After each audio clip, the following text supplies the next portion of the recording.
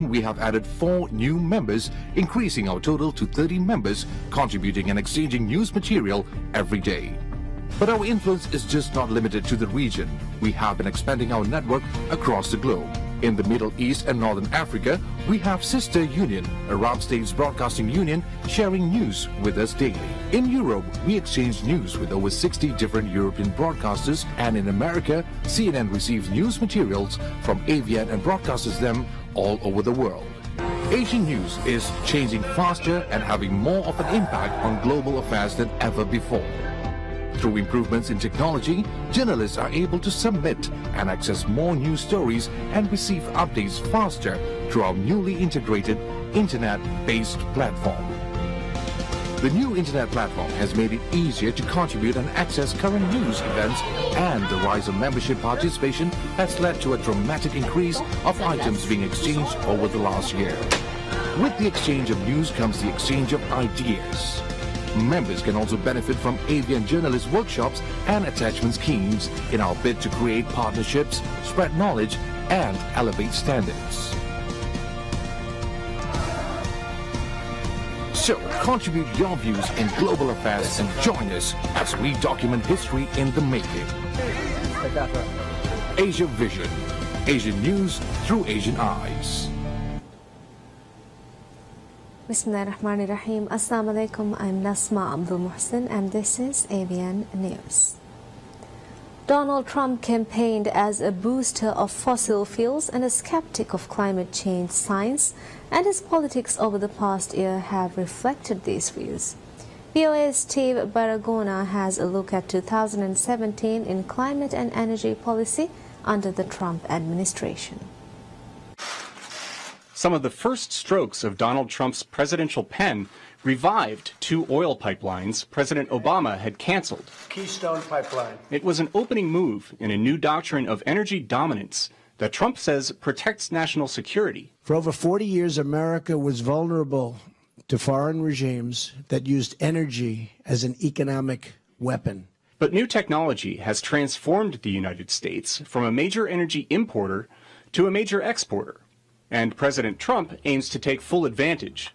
He moved to open public lands to coal, oil, and natural gas exploration, to loosen regulations on energy production, and to scrap rules aimed at fighting climate change.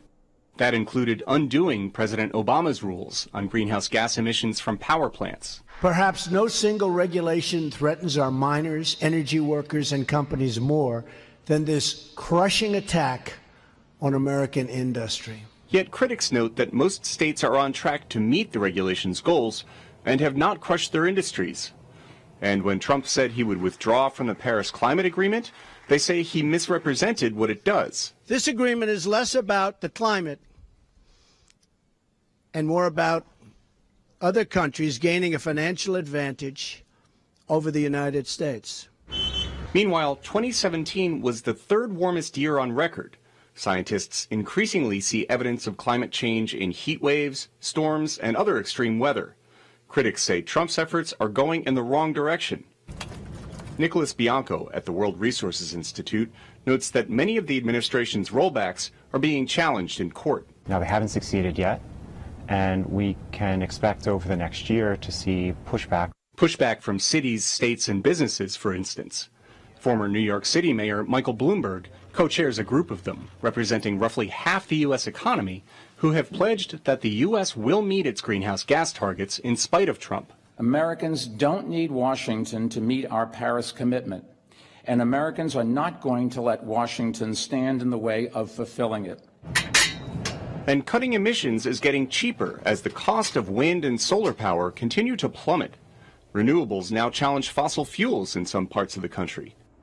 Meanwhile, the legal fights are set to begin over Trump's efforts to undo climate regulations, says Nicholas Bianco. This next year and the year that follows are going to be very telling in terms of how successful they are rolling back these standards, getting their efforts through the courts. The new year begins with a new fight over offshore drilling. Trump wants more. Coastal state governors do not want to risk oil spills. As the second year of the Trump presidency begins, conflicts over climate policy show no signs of slowing down. Steve Baragona, VOA News, Washington. As U.S. President Donald Trump marks his 1 year in office, Palestinians in the occupied territories are becoming more and more certain that he has dropped the role of the U.S. as a mediator.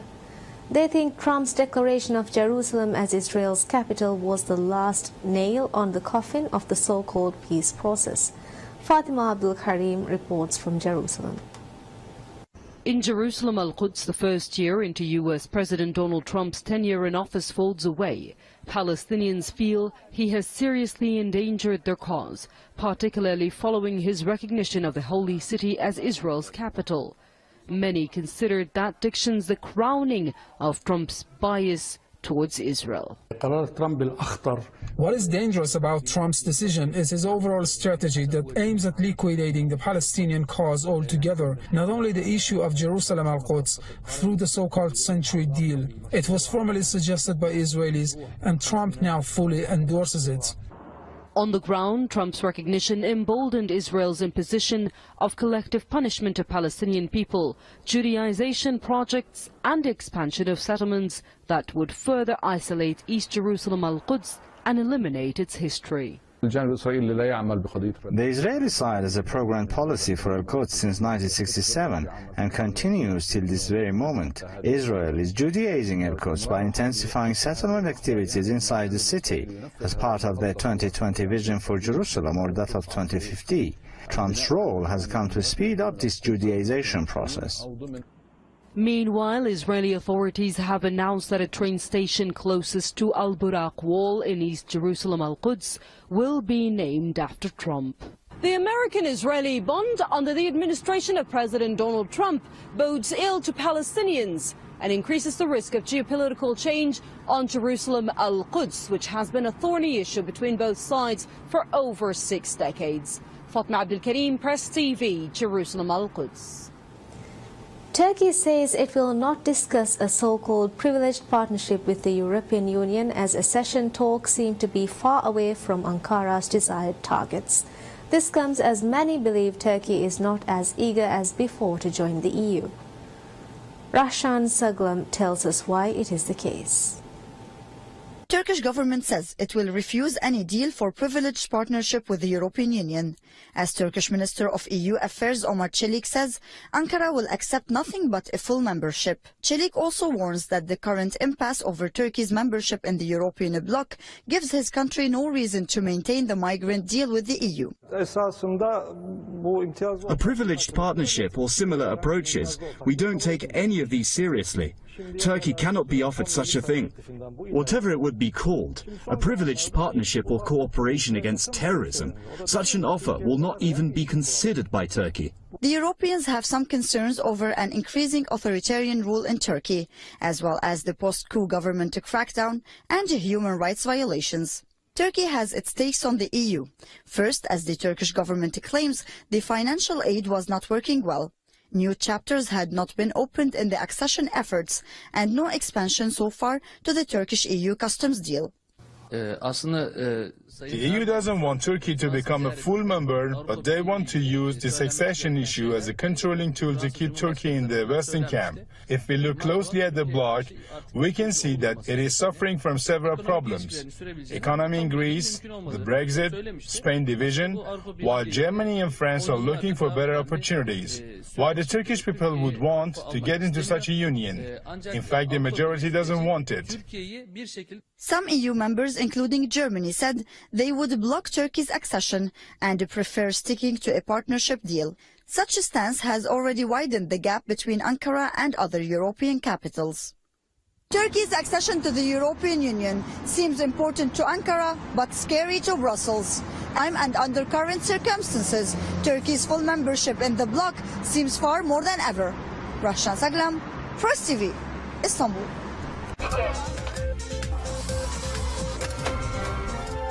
Asia Vision, Asian news through Asian eyes. Heart disease kills more than 17 million people around the world every year. It is the world's leading cause of death. Scientists are now using artificial intelligence to help them diagnose this deadly disease. Kevin Inox reports. This is what a normal heart scan looks like. A specialized X-ray gives doctors all kinds of views of a heart, and the diagnosis is up to them. Cardiologists, on average, get it right about 80% of the time. Some people do very well, they do better than that. Some people do less than better than that. The same person who does very well one day may not do quite so well the next day. And I think what we can achieve with this system is we can standardize and get it accurate every time rather than relying on that day-to-day variability. So these two English doctors are training an artificial intelligence algorithm to do it better. As with all computer programs, the more data it has to study, the better it will be. We set about trying to extract as many different measurements, and what we thought would be sort of 10 to 20 measurements, which is currently what the clinician looks at for in the image, turned into 80,000 measurements. So we're able to extract so many more measurements than we ever thought possible, really. To the doctors who are testing this software, it's deadly serious business. The consequences of getting the diagnosis wrong is that you either send the patient through to an invasive surgical procedure that they don't need, or, which is even worse, you send the patients home with coronary artery disease, and those patients you send home will have a heart attack out of hospital when they should have gone through and had surgery right there and then. As with all applications of artificial intelligence, these doctors are also seeing uses for the program in all kinds of other medical fields. There's lots of other different diseases such as valve disease, heart muscle disease, high blood pressure. All of those things affect your heart. We plan to tackle those as our next sort of questions and our next products. So we hope to be able to help patients in those different disease areas there. Researchers plan to make the system, called Ultronics, available to Britain's National Health Services later this year. Kevin Enochs, VOA News. Robots, artificial intelligence and machine learning technologies were all on display at the National Retail Federation NRF 2018 trade show. The event showcased the ways retailers are keeping pace with the round-the-clock spending of shoppers. Tina Trin reports. Self-driving cars haven't fully made their way to Main Street, but a different type of autonomous vehicle is already coasting the aisles of your local supermarket. The Bossa Nova robot scans mock store shelves at the National Retail Federation trade show, demonstrating how it can identify missing products and track inventory.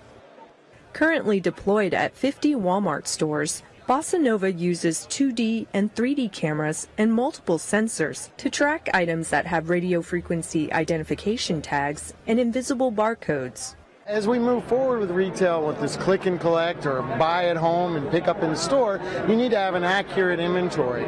So being able for the retailer not to overstock and know if they can say, yes, you can come into the store and pick up a new pair of jeans that you've just bought online. Customers don't think in terms of channels. They don't make a distinction between, e-commerce and online and mobile and the store. They want it how and when they want it, where they want it. I think that's really causing this rapid innovation, transformation, and huge investment in the retail industry. One of those innovations is the Dash robotic shopping cart. It's a shopping cart that will take the users through the store. They don't have to know where their items are located, and they follow the cart. It's completely autonomous. Customers can also pay right at the cart. If you compare it to the fact that so many stores now are moving to the self-checkouts, and this is really a mobile self-checkout, and yet it's about a tenth of the cost. For retailers, it's also a potential sales opportunity. Nowadays, users like to look at screens, sadly not what's around them. And so if you've got this, they stare at the screen while it's moving in front of them. So you've really got their attention to do those targeted advertisings. Despite these state-of-the-art technologies, the enticements to spend have remained timeless. Tina Trin, VOA News, New York. Just a year ago, it was looking like Japanese multinational video game company Nintendo was in serious trouble. With Wii U video game console considered an industry flop and its first mobile app receiving highly negative reviews, it seems as if the game maker was heading for a game over. But things change fast, as Albert Siegel reports from Tokyo. Nintendo's fortunes have turned in just about 9 months. When most people think about video games, Nintendo is usually one of the first names to come to mind.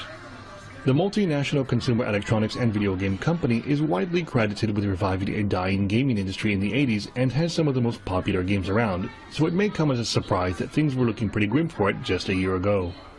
Nintendo's previous console was considered a market flop. Its Super Mario smartphone game was poorly received, and sales of its handheld were lagging. Some industry experts thought Nintendo might need to exit the hardware business, until an unexpected surprise. The sales the year before were abysmal. They were terrible. Like, their product was not doing the numbers that they wanted it to do, and they had to change things up. So they saw a glimmer of hope, somewhere they could go, and that place to go was the Switch. The Switch beat expectations by becoming Nintendo's fastest-selling console in its entire history. In the 9 months since its release, it's still difficult to buy, and it's usually sold out within minutes, which some credit to a design concept that was considered make or break for Nintendo. I think that the fact that you can take the Switch anywhere you want and get that home console quality on the go is a big selling point and a very attractive thing for most customers. Because so far, if you wanted that level of depth and quality in a game on the go, that was not possible. Adding further unusual but innovative products, Nintendo just announced its Labo accessory for the Switch. It's a do-it-yourself interactive add-on made from cardboard. Its unique ideas like this would help turn video games into a multi-billion-dollar industry that is every bit as important to Japan's economic success as Sony or Toyota is. And that's all we have for you right now. Thank you for watching. Have a very pleasant day.